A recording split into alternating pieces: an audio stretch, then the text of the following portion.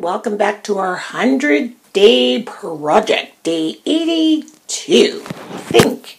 I can never remember. I'm the worst for this. Yep, day 82. So today I'm going to play around with some scrapbook paper I had. I actually got it when we went to Maui because I was going to make a travel journal. And I mean, there's still tons that I still can. And it's DSWV, and it's all of these. And I just saw the cutest sign. I went to exchange some pajamas my son had bought me, and the store was called Cloud9 Pajamas. And it was, oh, anyone that knows me knows I love pajamas. And this store had the most beautiful pajamas in it. And we laughed because it was right next door to a sleep apnea place, which was kind of funny. A pajama store. So we walk in and there's these lullabies playing. I could have curled up in a corner and gone to sleep, I swear to God.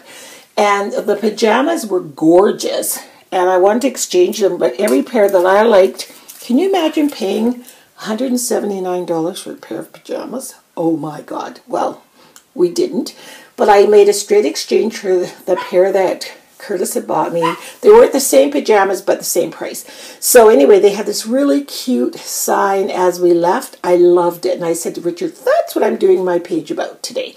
So anyway, these papers will go perfect.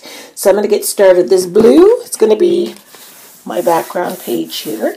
And then I'll work from there. So here is my blue background. And I glued it down with gel medium.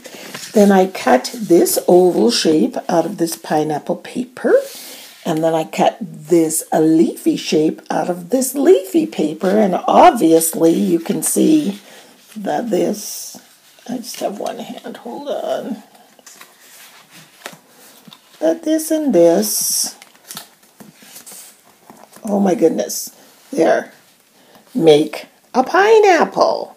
So I like the play on using the paper that is pineapple to make a pineapple and using the paper that is leaves to make a leaf. Love that.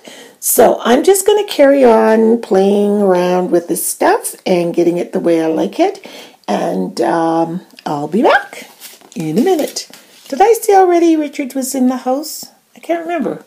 If I didn't, Richard is working on his page, and he started already before me, and he was sitting at the kitchen table doing a still life. And I said, why don't you come out in the art cabin? He said, well, if I do, then I'll move my still life, and then I won't be able to get the right shape or whatever. So I said, oh, okay.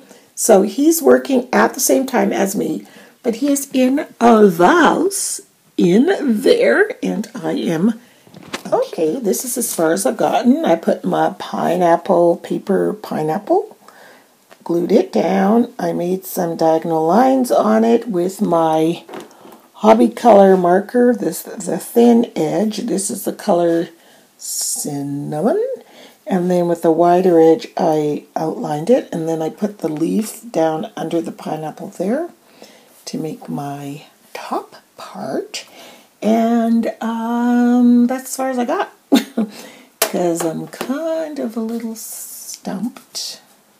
But I'm not done yet, so just want to let you guys know where I'm at. So here's my finished page. It was a poster, like I said, I saw when we were coming out of that pajama store.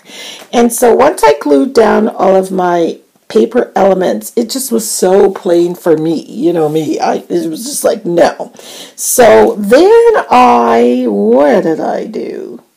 I outlined it with those markers, like I said, and I used the green one up here. And then I took my pencils, those charcoal pencils, and my water pen and went around, so smudged it and did that on there. Then it looked more to me like you had drawn the pineapple on the page. I liked that better. And then I wrote my words, and then you can see I washed it out with a little bit of gesso.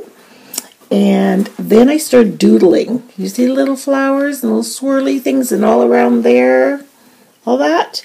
And then I put little tiny dots all the way around my pineapple. I was going to do it around the leaves, but it took too long. Put some bling on my leaves and took a word from the scrapbook page that was kind of sparkly. And it said, sweet. And then I put my little swirls on the pineapple for the little things that are on pineapples. You know, those, I don't know what those are. they're on a pineapple. And I think that's it. So my words say, be a pineapple, stand tall, wear a crown, and be sweet. Just simple advice. And I like this page now. I really do. Very cute. So Richard, you want to go ahead? Oh, he joined me. I told him he didn't join me. Okay, so here's my page, and started out with a glass of water sitting at the table. And it seems like that's what I'm doing nowadays. As I sit, I look at an object in front of me. I did that with a coffee cup. I did that with my dinner yesterday, and I was sitting in front of the piano and I drew that. So this is my new way of creating pages now. So, anyways, this started out with a glass of water, and then here's my pencil drawing. And then I thought about, what should I write about it? I should do something now. It says, are we running out of water? And that's, some people would say that, would think, are we?